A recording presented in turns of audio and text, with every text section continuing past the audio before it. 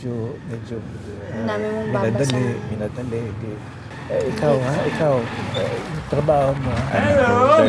Good morning! Sir, I have something for you. Wait lang, ha? Sir, alam mo ba? Napansin ko, parang wala po kayong wheelchair. Kaya, eto po. Alam mo, sir, ito po yung ginagamit ko dati nung na-injure ako sa laro. Sobrang ganda. Nung hindi ka nagpapapasok. Yes po. Pero ito, nasa kwarto ko lang since okay naman na ako. Kaya naisip ko, baka pwede nyo magamit para sa mobility nyo. Tana mo, oh. Ganon. Pwede pa i-ganon kung gusto nyo. Hindi. Baldado ba ako? Hindi naman, Lo. Okay na okay nga eh, di ba? Kaya ibig sabihin, hindi namin kailangan yan. Oo, narinig mo yon? Hindi niya kailangan yan. Ang kailangan ng lolo ko is peace of mind. At hindi mangyayari yun kung sipot ka ng sipot dito. Kaya pwede ba, please? Pero, babay na. Baka naman makatulong sa paggalaw nyo. Para makakilos kayo na maayos. At para mapadali ang pagpasa ko sa'yo? Ha? Hindi naman po, sir. Gusto ko lang naman talaga makatulong eh. Choice nyo naman po if gusto nyo basahin yung paper ko, hindi.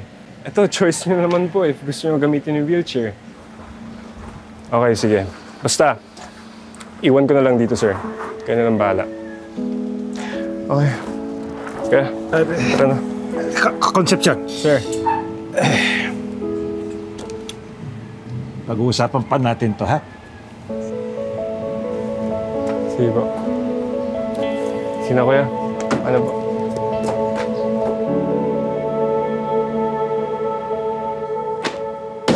Uninspired. Mukhang minadali. Halatang minadali. Alam mo, ha? Concepcion, kung bobo ka, I will understand. Kasi, alam mo, yung mapurol ang utak, walang kagamutan yon. Yung tamad, ayun, pwede mong batukan para matauhan, magising. Yung bobo, inborn yun eh. Wala kang magagawa kung talagang makinis ang utak ng tao. Wait lang, sir. Why are you telling me this? Why? Because, Concepcion, I am trying to tell you that you are not stupid! Which makes it all the worse. Kasi sinasayang mo yung pag-aaral mo, sinasayang mo yung utak mo. Kasi hindi mo siniseryoso yung studies mo. Yung classes mo, ginagawa mo lang excuse. Dahil mas binibigyan mo ng pagpapahalaga ang basketball. Yan, gagraduate ka, bit-bit mo bola, hindi diploma. Bakit ka pa kasi nag-college? Alam mo, ha? Sayang yung pagka-college mo.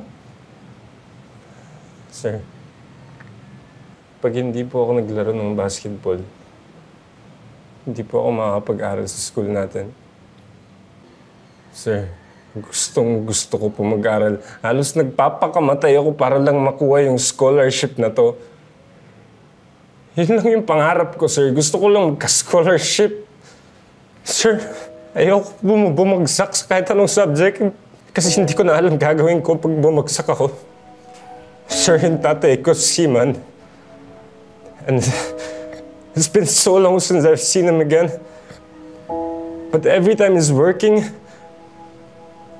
I don't even see him maybe once a year because he's always working somewhere. And then, 3 years ago, pinabalik siya. Nagkasakit siya. Because he had something called Parkinson's disease. Sir, hindi niya na kaya magtrabaho. Pati yung mom ko wala na. Kaya nakakita niyo, sir, I'm so desperate for this. I need this, sir. I need this. So I'm sorry, sometimes I can't focus because of my basketball. I'm sorry, but I'm doing my best. I need this. I'm sorry, sir. So, Mr. Concepcion, sino ngayon sa atin ang stressed? Sir naman. Anong namimiss mo sa kanya? Kanina po. Yung papa mo?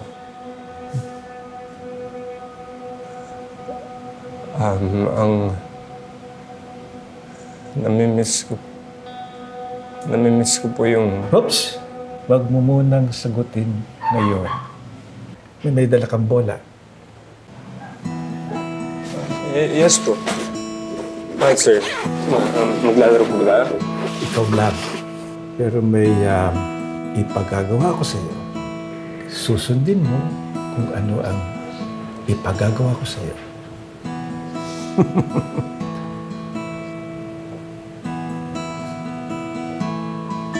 Gawin mo yung bagay na gusto mong gawin. Pero habang ginagawa mo yan, sa bawat pagpasok ng bola sa ring, isulat mo dyan ang pumapasok sa isip mo. Isang salita lang o dalawa na kayang ilarawan ng lahat.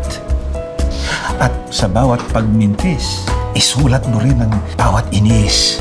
Every single word. Hanggang mapuno yang bola ng iba't ibang salita mula sa damdamin mo. Hanggang mapagod ka. Katokin mo na lang ako sa loob. Pagtapos na,